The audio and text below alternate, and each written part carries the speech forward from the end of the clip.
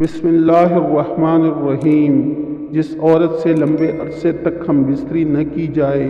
تو اس عورت کو کون کون سی بیماریاں لگ جاتی ہیں، جانیے۔ ہماری آج کی اس ویڈیو میں تمام حضرات ویڈیو کو مکمل دیکھیے گا۔ محترم ناظرین، اکثر اوقات یہ سوال آتا ہے کہ عورت سے اگر کچھ عرصے تک ہم بستری نہ کی جائے تو اس سے لڑکی کے مزاج پر اور طبیعت پر کیا چیزیں اثر انداز ہوتی ہیں اور کیا بدلاؤ آتا ہے۔ یاد رکھیے کہ حضرت عمر رضی اللہ تعالیٰ عنہ سے جب یہ بات پوچھی گئی کہ ایک عورت اپنے شوہر کے بغیر اور ایک مرد اپنی بیوی کے بغیر کتنا عرصہ رہ سکتا ہے، تو حضرت عمر رضی اللہ تعالیٰ عنہ نے فرمایا کہ صرف اور صرف 4 مہینے۔ اللہ پاک نے عدت کی جو مدت بتائی ہے وہ بھی 4 مہینے 10 دن ہے۔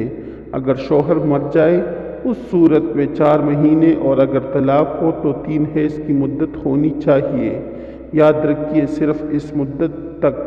عورت رہ سکتی ہے، اور اگر اس مدت کے بعد بھی بیوی کو اگر اس کا حق نہ دیا جائے، اس کے ساتھ ہم بستری نہ کی جائے، اس کے ساتھ بوس و کنار نہ کیا جائے، اس کے ساتھ پیار محبت والا معاملہ نہ کیا جائے، یا اس کے ساتھ ملاپ نہ کیا جائے،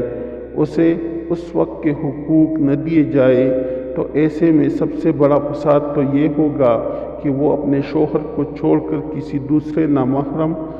مرد کی طرف متوجہ ہو جائے گی۔ دوسرا یہ کہ آپ کا گھر برباد ہوگا، نسل برباد ہوگی۔ تیسرا یہ کہ سب سے بڑی اور اہم تکلیف کیا ہے کہ اس کے حقوق پورے نہیں ہیں، جس کی وجہ سے اس کی اندرونی کیفیت تباہ و برباد ہو کر رہ جائے گی۔ اللہ پاک نے ہر مرد اور ہر ایک عورت کے اندر جنسی خواہشات رکھی ہیں، جس کو پورا کرنے کے لیے اللہ پاک نے ہر مرد کے لیے ایک عورت اور ہر عورت کے لیے ایک مرد بنایا ہے۔ اللہ پاک نے ہر انسان کو جوڑا جوڑا کر کے پیدا کیا ہے۔ ایک عورت پوری زندگی اس چیز کے لیے رک سکتی تو اللہ پاک کبھی بھی جوڑے کی صورت میں پیدا نہ فرماتے۔ اللہ پاک ہم سب سے بہتر جانتے ہیں، اللہ پاک سب سے زیادہ جاننے والا ہے، لہٰذا اللہ پاک کے معاملے میں حلل ڈالنا، اللہ کے معاملات میں رد و بدل کرنا انتہائی نامناسب اور گناہ کبیرہ ہے۔ انسان ہونے کے باوجود خدائی دعوے دار ہونے کے برابر ہے، لہٰذا کسی بھی بیوی کو 4 مہینے سے زیادہ نہ چھوڑا جائے۔ اس سے زیادہ چھوڑنے والے پر سخت کارروائی بھی ہونی چاہیے کہ اس کی بیوی کے حقوق پورے نہیں ہو رہے، چاہے وہ کسی بھی معاملے میں ہو۔ اگر شوہر کاروباری سلسلے میں ملک سے باہر ہے تو وہ پھر اپنی بیوی کو اپنے ساتھ رکھے، یا پھر 4 مہینے سے پہلے اپنے گھر تشریف لائے تاکہ وہ اپنے حقوق پورے کر سکے۔ اس کے علاوہ زوجین باہمی رضامندی سے جتنی مدت چاہے ایک دوسرے سے دور رہ سکتے ہیں۔ اسلام نے اس سلسلے میں کوئی حدود و قید مقرر نہیں کیے، اور نہ زوجین کو مخصوص مدت کے اندر اکٹھے ہونے یا مباشرت کرنے کا پابند کیا ہے۔ زوجین ایک دوسرے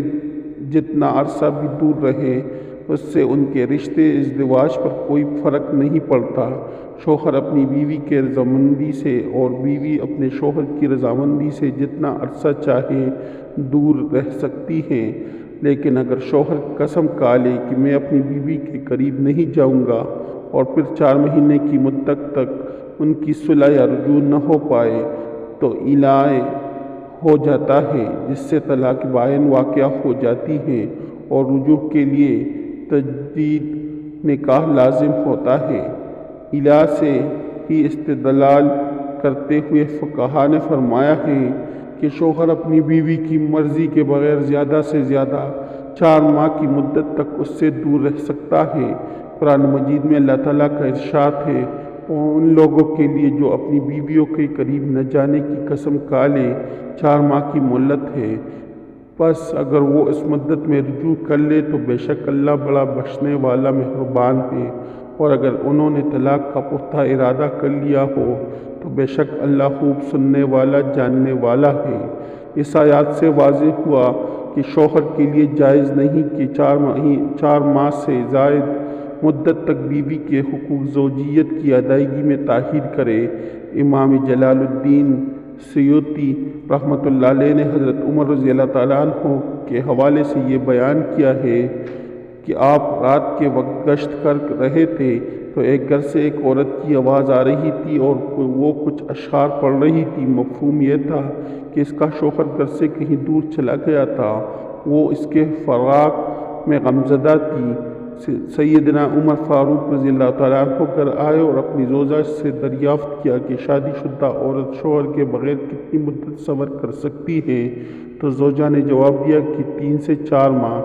آپ نے حکم جاری کر دیا کہ ہر فوجی کو 4 ماہ بعد ضرور چھٹی دی جائے تاکہ ہر فوجی اپنی بیوی کا حق ادا کر سکے۔ اس لیے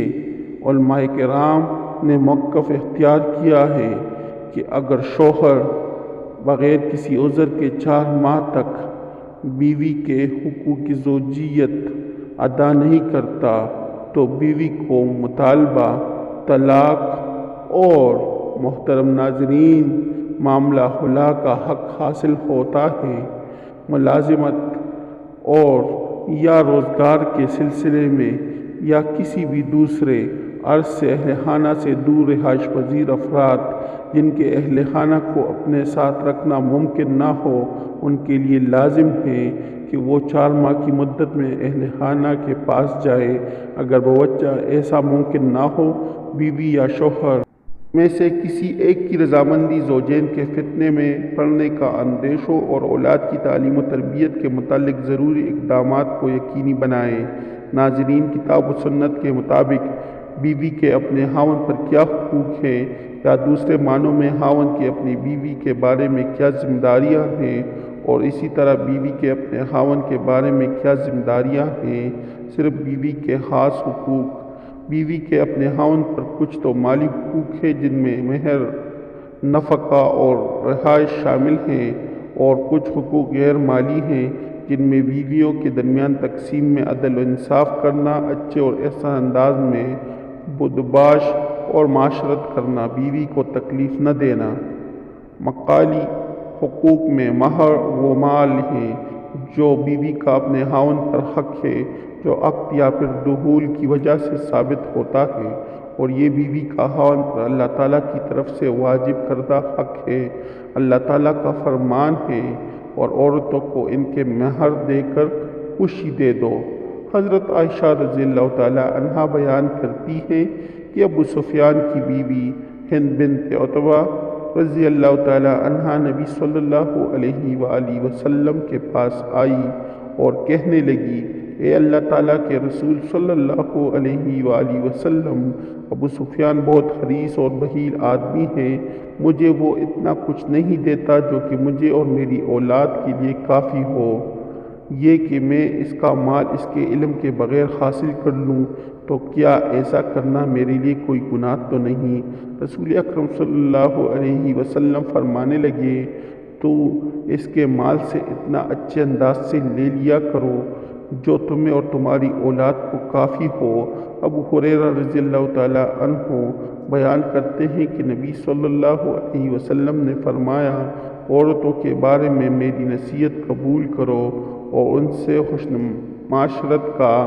مظاہرہ کرو۔ اب ہم ذیل میں سے چند ایک نبی صلی اللہ علیہ وسلم کے اپنی بیویوں کے ساتھ حسن معاشرت کے نمونے پیش کرتے ہیں، اور نبی صلی اللہ علیہ وآلہ وسلم ہی ہمارے لیے نمونہ اور آئیڈل ہیں۔ زینب بنت ابی سلمہ کہتی ہیں کہ ام سلمہ رضی اللہ تعالیٰ عنہا بیان کرتی ہیں کہ میں نے نبی صلی اللہ علیہ وآلہ وسلم کے ساتھ چادر میں تھی تو مجھے ایام حیض شروع ہو گئے، جس کی بنا پر میں اس چادر سے کھسک کر نکل گئی اور جا کر حیض والے کپڑے پہن لیے۔ تو رسول اکرم صلی اللہ علیہ وآلہ وسلم کہنے لگے، کیا حیض آ گیا ہے؟ میں نے جواب دیا، جی ہاں۔ تو نبی صلی اللہ علیہ وآلہ وسلم نے مجھے بلایا اور اپنے ساتھ چادر میں داخل کر لیا۔ وہ کہتی ہے کہ ام سلمہ رضی اللہ تعالیٰ عنہ نے مجھے حدیث بیان کی کہ نبی کریم صلی اللہ علیہ وآلہ وسلم روزہ کی حالت میں ان کا بوسہ لیا کرتے تھے،